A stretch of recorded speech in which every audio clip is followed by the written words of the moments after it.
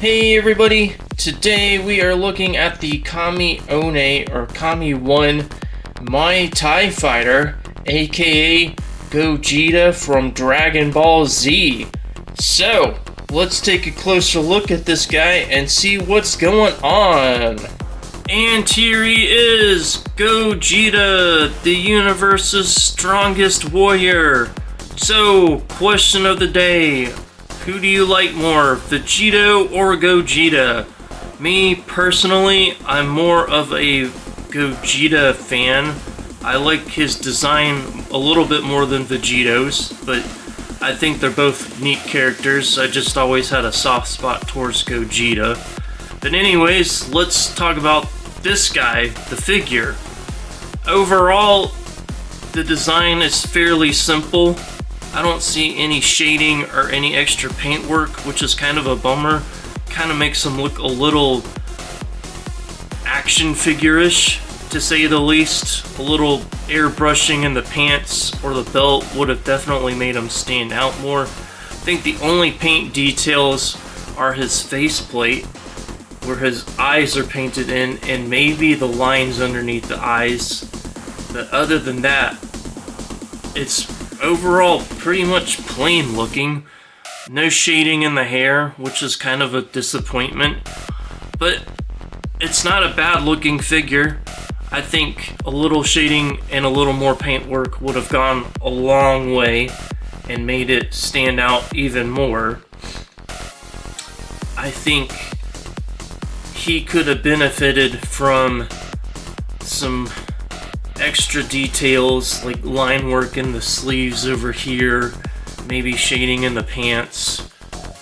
Again, overall though, not bad, but still kind of plain looking, which is sort of a disappointment. Anyways, let's move on to the articulation section and see what this guy is capable of doing. I'm hoping he won't disappoint. Now, let's talk about this guy's articulation. With the vest and the collar, he can't look up at all, which is a huge disappointment. He is a flying character. He should be able to look up at least slightly with the vest. I'm sure he can look up just fine without the vest, but still, I feel like he should have been able to look up.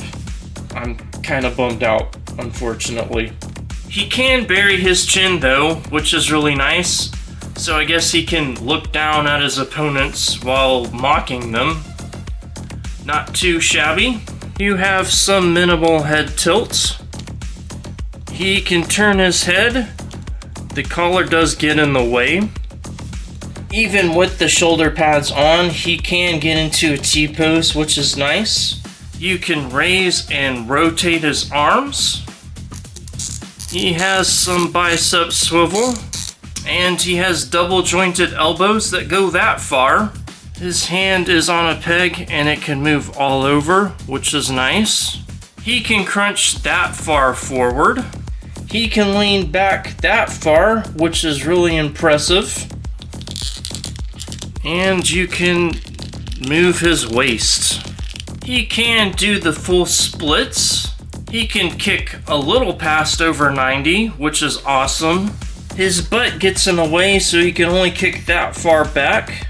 And he has impressive double jointed knees, which can go back that far. You have slight thigh rotation. His foot goes down that far. You can't make his foot go further because of the wrapping. He has toe joints that are frozen, at least on my copy. So be careful, don't break them. And you have minimal ankle rocker. Now, on to his hand accessories, and he comes with a lot. Starting with these Kung Fu grip, or martial arts hands. Then you have these two Goku stance hands. They're looking a little rough, but they get the job done. Then you have these Ki Blast hands, or Kamehameha hands. Then you have these splayed out Ki Blasting hands. Then you have these gesturing hands. These open palm hands slash key deflecting hands. Then he comes with these 2 key blast hands with pegs in them, so you can attach the Stardust Breaker effect piece, which is really cool that they added that in. I'm happy that they gave us an effect piece because SH Figuarts doesn't even do that. And for some reason, if you don't want to have a Gogeta figure, you can add these wrapped forearms and blank shoulder pads to make the Muay Thai Fighter. And he comes with this crossed arm accessory. It's kind of a pain in the butt to plug in, but once you get it in, it looks pretty good. Then you have 2 more hair sculpts, a base form and another Super Saiyan sculpt. The base form comes with 5 face plates, and the Super Saiyan also comes with 5 face plates. The face plates themselves don't look too bad with the minimal paint. However, they could have done with some extra line work and some shading in the Super Saiyan hair to make it look less plasticky and more like a premium figure. I wish that these were better. I am not upset with them per se. I just wish they had gone the extra route because Kamione or Kame 1 used to be Tonson Art Toys, and they used to put out really good stuff. I don't know what happened when they did the name change, but it's just kind of depressing to see them take a step backward like this. Overall though, not too upset but not too happy with these face plates. I think you get plenty of expressions, which is good. I just wish they had gone the extra mile and done some more paint work.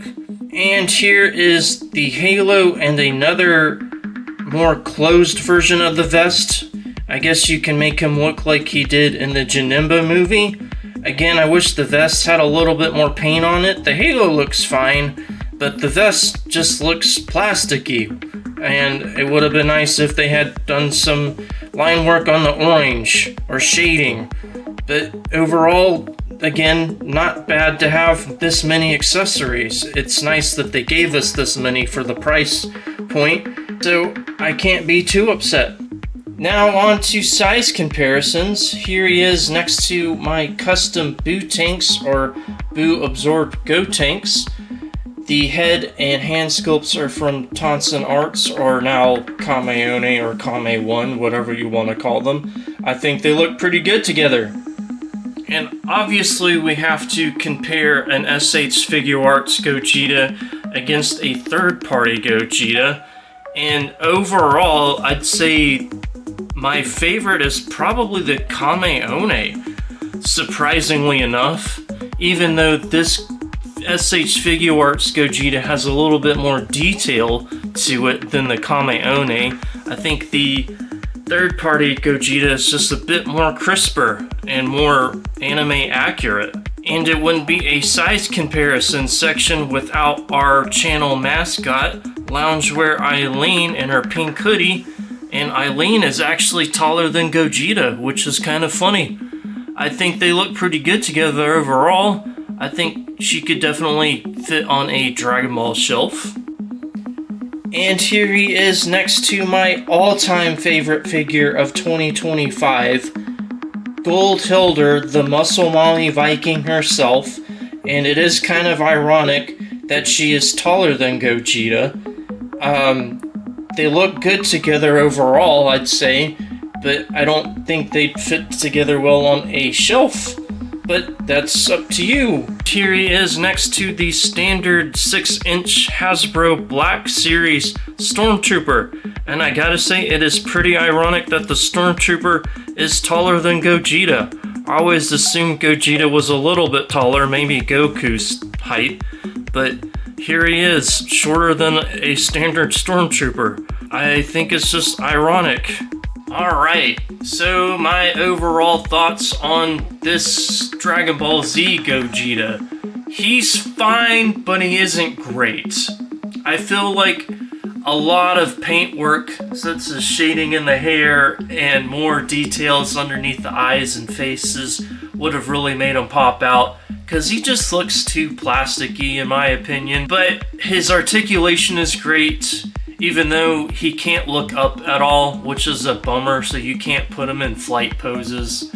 However, the amount of accessories and facial expressions we got with this guy is massive compared to what we usually get with SH Figuarts. And the fact that they added an effects piece is really awesome too. I do like this one slightly over my Super Saiyan Blue Gogeta, because this one looks more crisper and firmer, like he is from the old school Dragon Ball Z anime, whereas the Gogeta that I have from Super is sort of softer and not as intimidating, if that makes any sense. I am happy with this guy, and he will have some room on my collection at least. So I'm gonna give him a 4.0 out of 5. Thanks for watching. Y'all have a great day. Take care, and see you guys later.